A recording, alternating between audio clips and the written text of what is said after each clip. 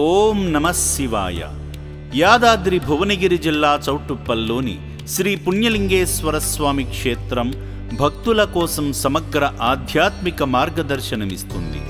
ఇక్కడ స్వామి చెంత పూజలు, హోమాలు, ప్రత్యేక దైవ సేవలను నిర్వహిస్తారు. ఇక్కడ జీవిస్తున్న శివపుత్రుల సేవలో తరించి వారికి వీలైనంతలో సాయం చేస్తూ అక్షయ ఫలితాలను పొందుతున్నారు.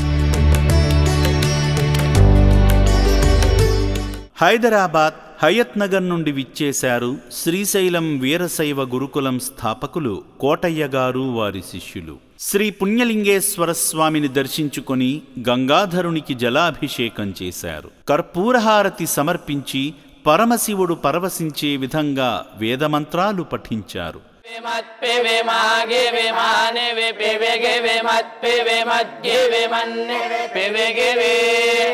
మద్ధోతాయ క్షత్పువగవనవ పువగవ మత్పువమాగవ మానవ పువగవ మత్పువమద్గవ మన్నవ పువగవ మద్ధోతాయ క్షత్సరిగిరి నర సరిగిరి మత్సరి మాగిరి మానర సరిగిరి మత్సరి మద్గిరి మన్నర సరిగిరి.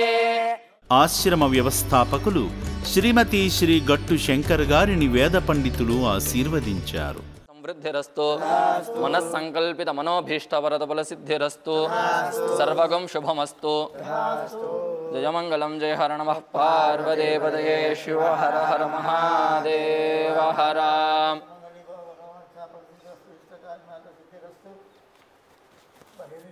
హోమక్రతువులో పాల్గొని యాగంలో హవిస్సు, నవధాన్యాలు సమర్పించారు.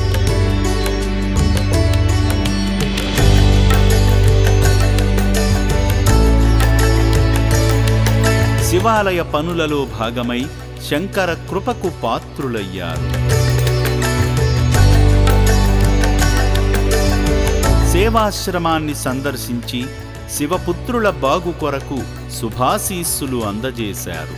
సేవామూర్తి బి కోటయ్య గారు అభాగ్యుల అన్నదానం నిమిత్తం తోచిన సాయం చేశారు. శివభక్తులైన కోటయ్య గారిని ఆ పరమేశ్వరుడు చల్లగా చూడాలని రక్షణాలయం కోరుకుంటుంది.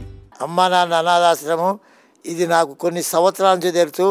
ఇక్కడ శంకర్ అని ఒక అతను దాదాపు 17 సంవత్సరాల కింద చిన్న గుడిసెలో ప్రారంభించి ఈనాడు ఇంతమంది అనాథులకు ఈ బిల్డింగ్లో వాళ్ళందరికీ కూడా నిత్యము భోజనము, సౌకర్యము, మొత్తం కంప్లీట్గా వస్త్రాలు అన్నీ ఇచ్చి మానవుడే దేవుడు అనేటువంటి రూపంలో ఈ శంకరుడు ఉద్భవించిందని నా యొక్క భావన.